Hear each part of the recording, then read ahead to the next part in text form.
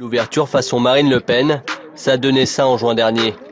Gilbert Collard est l'invité VIP, mais un autre converti attire ce jour-là notre attention. Sur ses boutons de manchette, le symbole de la franc-maçonnerie, le compas du grand architecte. Ce que je veux vous dire aujourd'hui, c'est que chez vous, aujourd'hui, c'est chez moi. Jean-Marie Le Pen a quand même, depuis longtemps, eu raison avant beaucoup d'autres gens. Aujourd'hui, la droite nationale, c'est la droite tout court.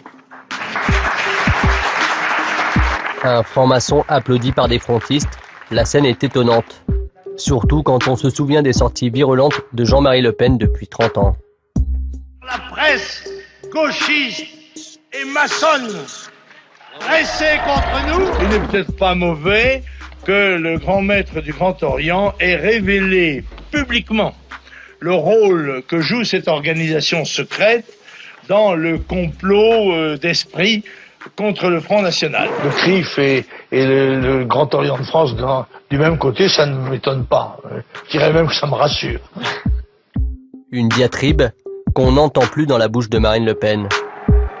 Des francs-maçons bienvenus au front, symbole ultime de la stratégie de dédiabolisation. Le week-end dernier à Nice, ambiance festival de Cannes pour les Le Pen. Sur les francs-maçons comme sur le reste, Jean-Marie suit désormais à la lettre la ligne imposée par Marine. Bonjour Monsieur Le Pen. Est-ce que c'est une ouverture qui peut aller jusqu'à accueillir des francs-maçons au Front National? Je crois qu'il y en a déjà, je pense. Depuis longtemps? J'en sais rien, mais je crois qu'il y en a. En tous les cas, il n'y avait pas d'objection à ce qu'il y en ait. Gilbert Collard attire une nouvelle fois les caméras. Le président du comité de soutien de Marine Le Pen est lui aussi franc-maçon. Sur les réseaux sociaux, Collard assume son appartenance à la franc-maçonnerie. Il dit être frère depuis l'âge de 18 ans. L'avocat médiatique se revendique de la Grande Loge nationale de France, une obédience classée à droite. Ce jour-là, il joue les chauffeurs de salle pour Marine Le Pen. Alors je me suis dit, mais qui pourrait faire quelque chose? Oh, je vais le dire, hein, tant pis. Hein. Qui aura les couilles de faire quelque chose? Plus surprenant encore, Marine Le Pen est soutenue par un frère du Grand Orient, la principale obédience en France, classée à gauche. L'homme qui a convaincu Valérie Ledouguet de rejoindre la cause mariniste, c'est Louis Alliot, vice-président du mouvement et compagnon de la présidente du FN.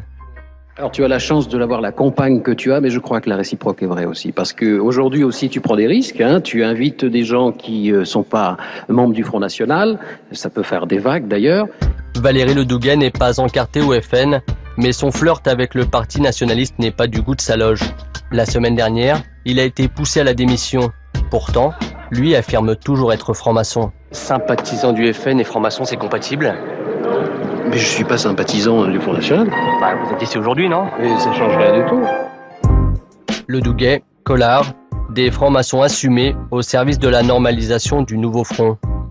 Une double appartenance pas encore facile à assumer face caméra.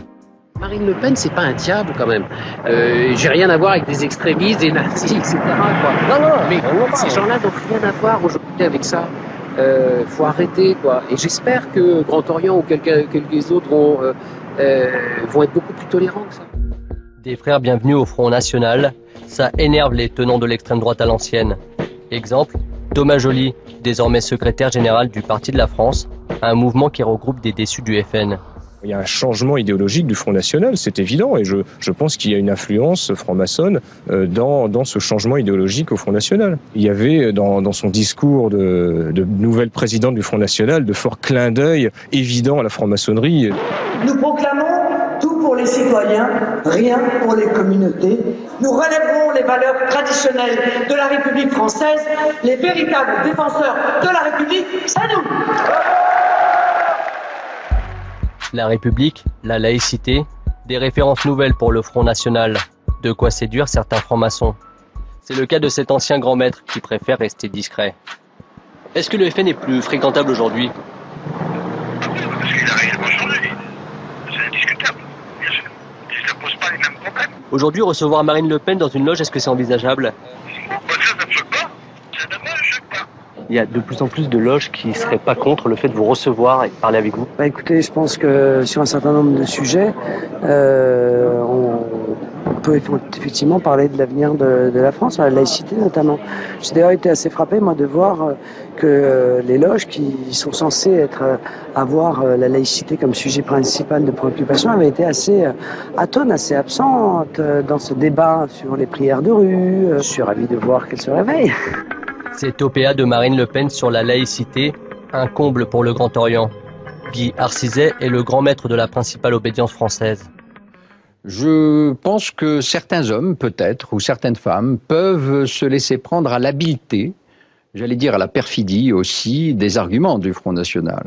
Le Front National est en train de se construire une image vertueuse, républicaine. Tant qu'on ne parlera pas avec la laïcité de solidarité, nous serons très méfiants vis-à-vis de ceux qui veulent faire de la laïcité un outil d'exclusion, de xénophobie. Nous ne sommes pas dans cette démarche. Alors, y a-t-il une stratégie du Front National pour attirer les francs-maçons?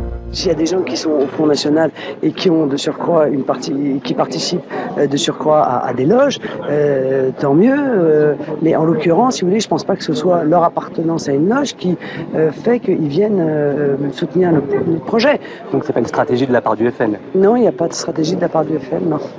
Oui. Merci. Et ces choses-là ne dépassent, mais nous, on en est les organisateurs. Pour la présidentielle de 2012, le Grand Orient vient de lancer les invitations. Tous les candidats seront les bienvenus pour des séances publiques appelées tenues blanches, tous sauf Marine Le Pen.